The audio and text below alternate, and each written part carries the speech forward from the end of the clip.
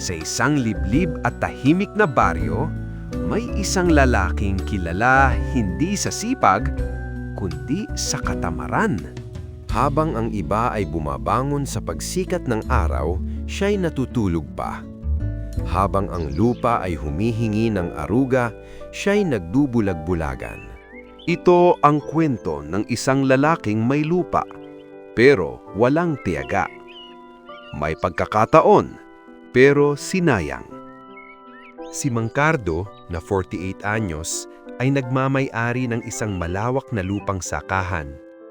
Minana niya ito sa kanyang ama, isang dating masipag at respetadong magsasaka. Ngunit si Mang Cardo ay kabaliktaran. Tuwing umaga, maririnig ang tilaok ng manok. Ngunit siya'y nakahiga pa rin sa duyan, may hawak na kape, nakatingin sa langit. Mamaya na yan. Andyan lang naman ang lupa. Araw-araw, mamaya. Hanggang sa ang mamaya ay naging wala na. Lumipas ang mga linggo. Ang dating luntian niyang bukid ay tinubuan ng damo at tinik. Ang mga kapitbahay ay nagtatanim, nag-aalaga, nagpapagod. Samantalang siya, nasa ilalim ng puno, nagkukwento, nagtatawa.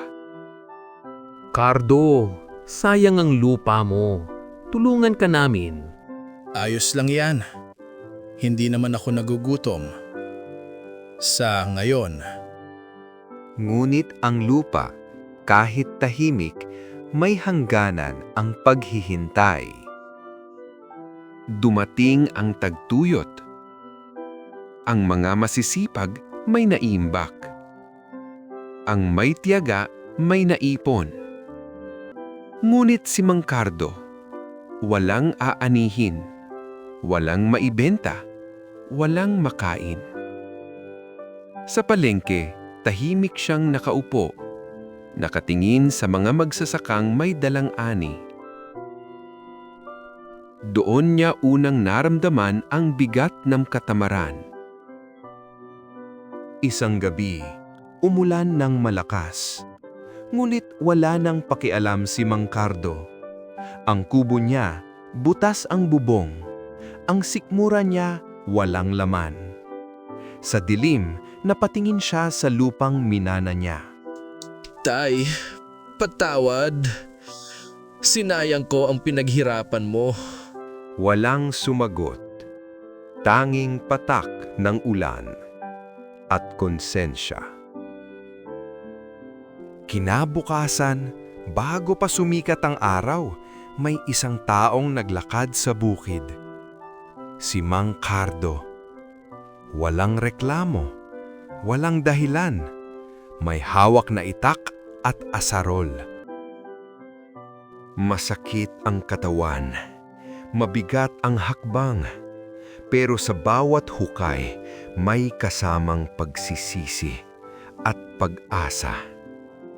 Ang sipag minsan nagsisimula sa sakit.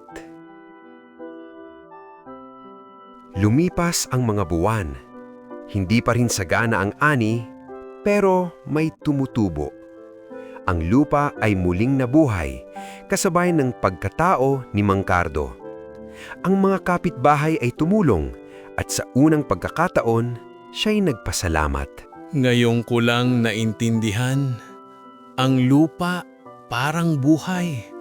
Kung pababayaan mo, iiwang ka rin. Hindi naging mayaman si Mang Cardo, ngunit hindi na rin siya tamad. Tuwing umaga, nauuna na siya sa bukid. Tahimik, masipag, totoo. Hindi lahat ng pagbabago ay biglaan. Pero ang tunay na aral ay ang katamaran ay magnanakaw ng panahon.